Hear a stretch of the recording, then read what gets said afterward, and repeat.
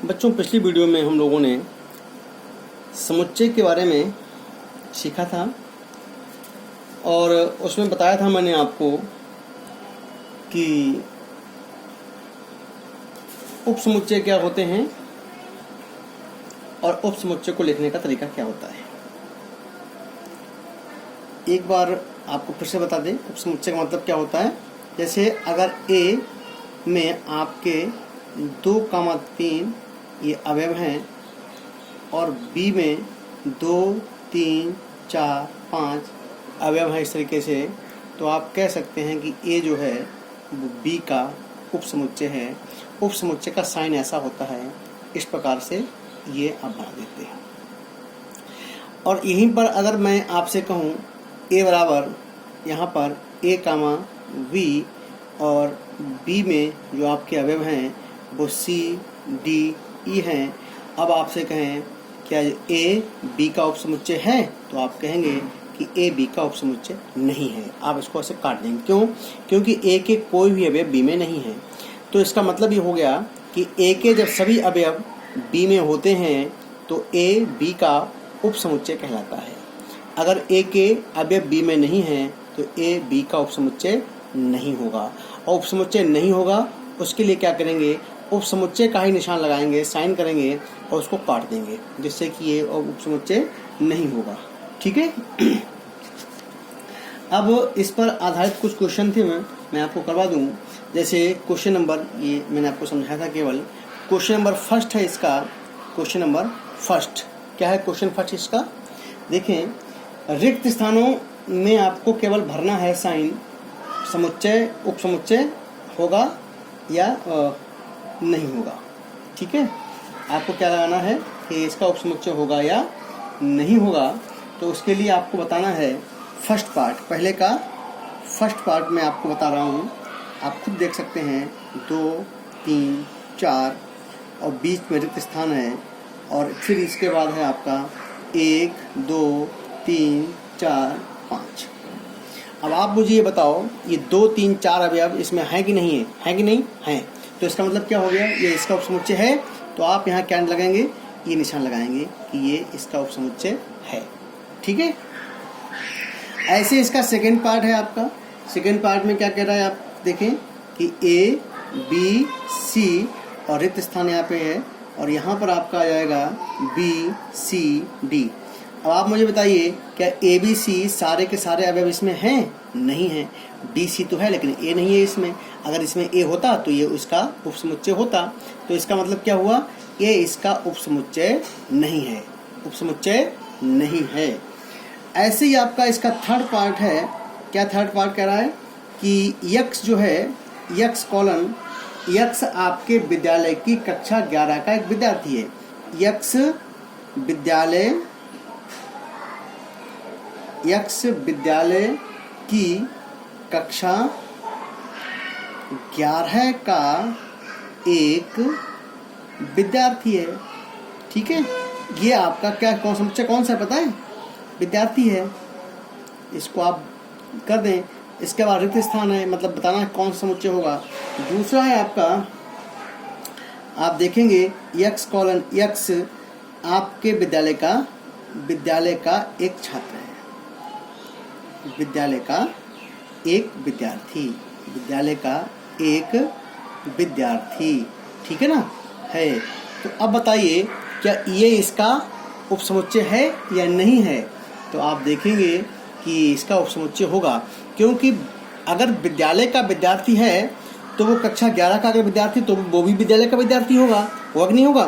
तो आप यहाँ क्या करेंगे, ये लगा देंगे, ये आपका उपसमुच्चय हो गया। ठीक है। अब यहाँ पर चौथा पार्ट है इसी का। इसमें कई सारे पार्ट हैं, वो मैं आपको बता रहा हूँ। ये आपका चौथा पार्ट है। ठीक है। चौथा पार्ट क्या कह रहा है कि यक्स किसी समतल में एक स्थित एक वृत्त है। ठीक है, क्या है? यक्स जो है, आप यहाँ देखें, यक्स कॉलन, यक्स समतल में स्थित एक वृत्त है, स्थित एक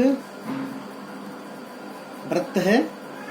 ओके, इसके बाद आपका रिक्त स्थान है और फिर आपसे यहाँ पूछा गया है अगले ब्रैकेट में कि यक्स कॉलन यक्स एक समान समतल में वृत्त है, यक्स एक समान समतल में वृत्त है जिसकी त्रिज्या 1 इकाई है।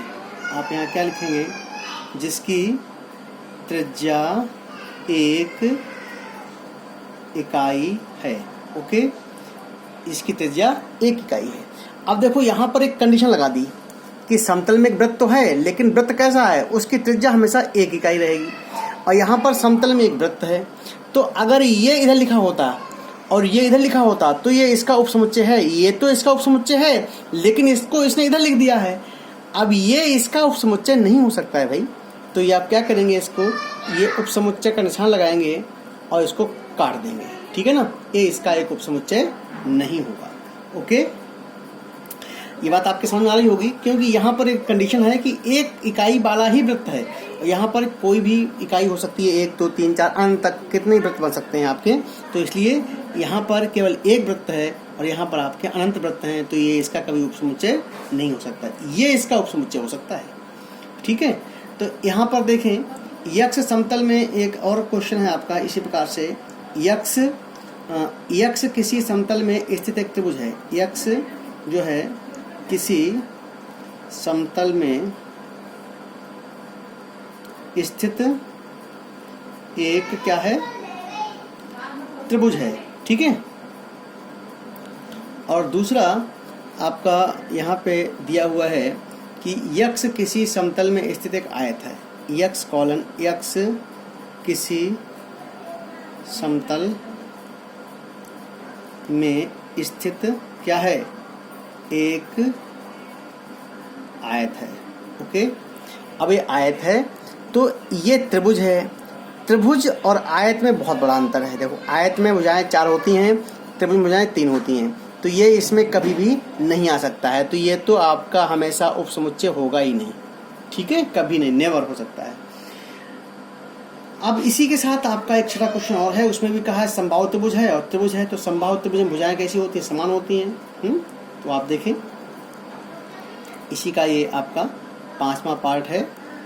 क्या कह रहा है आपसे, देखें छठे पार्ट में कि यक्स जो है किसी समतल में स्थित, यक्स किसी समतल में स्थित एक समबाहु त्रिभुज है। एक क्या है, समबाहु त्रिभुज है। अब आप देखें आगे क्या कहा है उसने कि यक्स कॉलन यक्स एक त्रिभुज है। यक्स क्या है, एक। अब देखो, त्रिभुज में समबाहु त्रिभुज, विषमबाहु त्रिभुज, समद्विबाहु त्रिभुज, सारे त्रिभुज आ जाते हैं। तो इसका मतलब क्या हुआ, ये इसका एक उपसमुच्चय है। तो आप यहाँ निशान लगा देंगे कि इसका उपसमुच्चय है, ठीक है। बाकी सेकंड में फिर आप खुद जान सकते हैं। मैं यहाँ पे आपको बता रहा हूँ कि सत्य असत्य है कि नहीं है। मैं इसको यहाँ पे रख करके आपको इसी किताब से आपको समझा दे रहा हूँ। उसने कहा जांचिए कि निम्नलिखित कथन सत्य हैं अथवा असत्य हैं। आपको बताना है कि ये सत्य है या असत्य है। देखें आप इस यहाँ पर ए बी, उसने कहा कि उपसमुच्चय नहीं है बी सी ए का। अब आप देखिए, ए बी और ए बी दोनों अवयव इसमें आ गए, तो इसका मतलब क्या है, ये उपसमुच्चय है और ये कह रहा है नहीं है। तो ये कथन कैसा हो गया, असत्य हो गया। कैसा कथन हो गया, ये असत्य हो गया। यहाँ देखें ए ई, इस समुच्चय में कितने अवयव हैं, ए ई, और यहाँ पे क्या लिखा है उसने, ये उपसमुच्चय है किसका, यक्स कॉलन यक्स अंग्रेजी वर्णमाला का एक स्वर है। और स्वर कौन से होते हैं, ए ई आई ओ यू। तो यहाँ पर ए ई है, तो इसका मतलब ये आपका कथन सत्य है। ये आपका बिल्कुल सही कथन होगा, क्योंकि ए ई आपका इसमें आएगा। 1 2 3 उपसमुच्चय बता रहा है कि नहीं, 1 3 5। अब यहाँ 1 3 5 है, 2 नहीं है। इसका मतलब क्या हुआ कि ये इसका उपसमुच्चय नहीं है। तो ये कथन कैसा हो गया, असत्य हो गया। ए इसका उपसमुच्चय है, बिल्कुल है। देखो, ए यहाँ भी है और ये यहाँ भी है, अवयव है इसमें, तो इसका मतलब ये इसका उपसमुच्चय है। अब यहाँ लिखा उसने कि ए अब यहाँ उपसमुच्चय का निशान नहीं लगाया, ये निशान किसका है, इसको बोलते हैं एप्सिलॉन। ये अवयव का निशान होता है, उसने कहा अवयव है। अब यहाँ पर लिखा क्या है, जब आप जानते हैं जब दोनों मझले ब्रैकेट के अंदर अवयव लिखा होता है तो वो समुच्चय कहलाता है। ये अवयव नहीं है, अवयव का मतलब केवल ये आपका लिखा हो, ये अवयव है आपका, ये अवयव है आपका, ये समुच्चय है पूरा। तो ये इसका कथन कैसा है, असत्य है आपका, ठीक है। यक्स कॉलन यक्स संख्या 6 से कम एक सम प्राकृत संख्या है, ये उसने का उपसमुच्चय है किसका, यक्स कॉलन यक्स एक प्राकृत संख्या है जो कि संख्या 36 को विभाजित करती है। तो 6 तो बेटा 36 को विभाजित करती है, कथन बिल्कुल आपका सत्य हो गया, इसमें कोई डाउट है ही नहीं, है कि नहीं। ऐसे ही आपका तीसरा क्वेश्चन है, मान लीजिए कि a इज इक्वल टू क्या है 1 2 और ये 3 4 अवयव है पूरा, है 5। निम्नलिखित में से कौन सा कथन सही है और कौन सा नहीं है, अगर है तो क्यों। अब देखो 3 4 उपसमुच्चय है किसका, ए का, गलत। ये अवयव है इसका एक, ये समुच्चय नहीं है, ये ध्यान रखें आप, ये गलत हो गया आपका, क्यों, क्योंकि ये इसका अवयव है। अब देखो ये सही है, ये आपका अवयव निशान लगा है, निशान किसका है, अवयव का है, एप्सिलॉन, ये इसका अवयव, क्योंकि ये इसके अंदर जब मझले ब्रैकेट के अंदर कोई लिखा हुआ है तो ये केवल अवयव बन जाएगा, ये समुच्चय नहीं रहेगा, ये ध्यान रखें आप। अब ये समुच्चय सही लिखा बिल्कुल, ये देखो मझले ब्रैकेट के अंदर इसने इस अवयव को रखा, तो ये क्या है आपका, ये इसका ए का उपसमुच्चय है, ये राइट, बिल्कुल सही है। एक अवयव है इसका, हाँ है, राइट, बिल्कुल सही है कथन आपका। एक उपसमुच्चय है ए का, नहीं, एक का उपसमुच्चय नहीं है, एक जो है इसका अवयव है, यहाँ पर ये अवयव है, अगर अकेला लिखा है तो अवयव बोला जाएगा, ये कथन असत्य है। 1 2 5 1 2 5 कथन इसका उपसमुच्चय है, बिल्कुल सही है। 1 2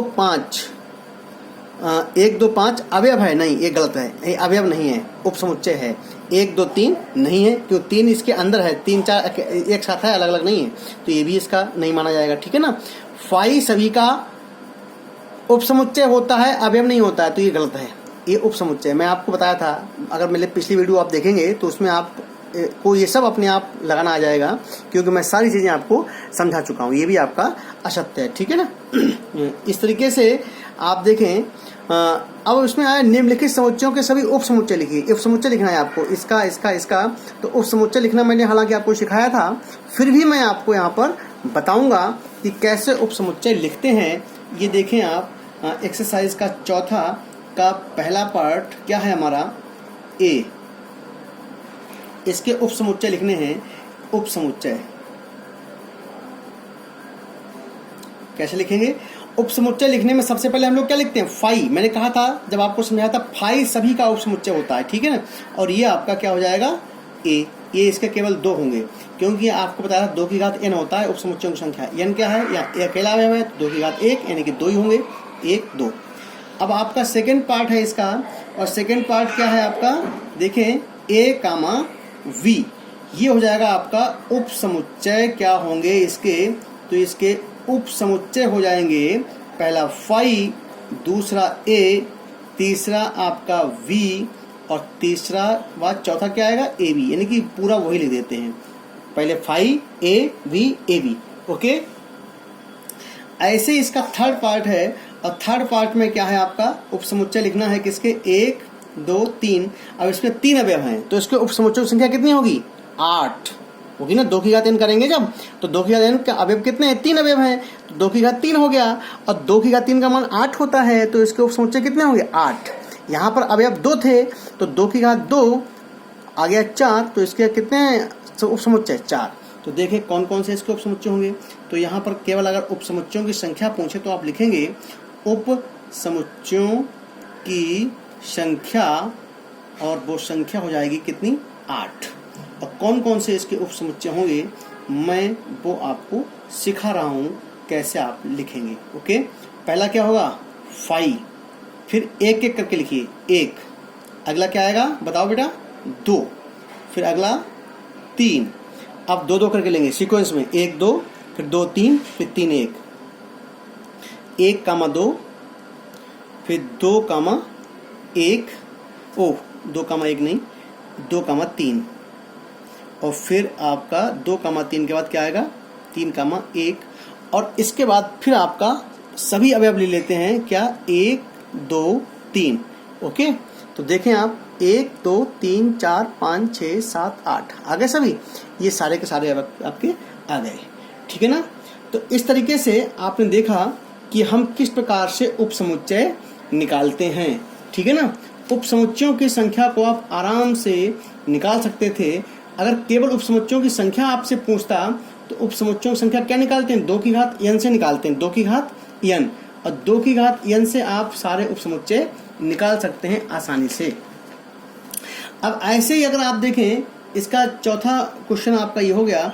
पांचवा क्वेश्चन आपका है और बहुत सिंपल है कि पी ए के कितने अवयव हैं। पी ए देखें जरा क्वेश्चन हमारा, पी ए के कितने अवयव हैं यदि ए बराबर 5, क्या दिया है, 5 दिया है। तो पी ए घात समुच्चय पूछा है, मैंने आपको पिछले वीडियो में बताया था घात समुच्चय यहाँ पे आपसे पूछा गया है। यदि ए बराबर 5 तो आपको निकालना है पी ए, क्या निकालना है, पी ए निकालना है, और पी ए होता है घात समुच्चय, ठीक है ना। तो अब आप देखें इसके घात समुच्चय कितने अवयव होंगे, पी ए के कितने अवयव होंगे।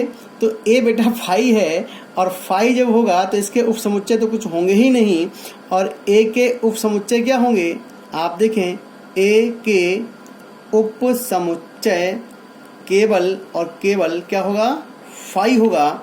और जब इसका पी ए लिखेंगे, घात लिखेंगे जिसको बोलते हैं घात समुच्चय, तो ये घात समुच्चय में क्या आ जाएगा, ई आ जाएगा ऐसे, ठीक है ना। तो इसके पूछा है उसने कि पी ए में कितने अवयव होंगे, तो आप लिखेंगे पी ए में 1 अवयव होगा, केवल 1 अवयव होगा ऐसे पी ए में, ठीक है। तो इस तरीके से यहाँ तक मैंने समझाया था आपको उपसमुच्चय और घात समुच्चय जो आपके हो गए क्वेश्चन। अब जो क्वेश्चन बचे हैं मैं आपको इंटरवल के, वो मैं आपको अगले वीडियो में बताऊंगा, ठीक है। आज के लिए इतना ही, थैंक यू।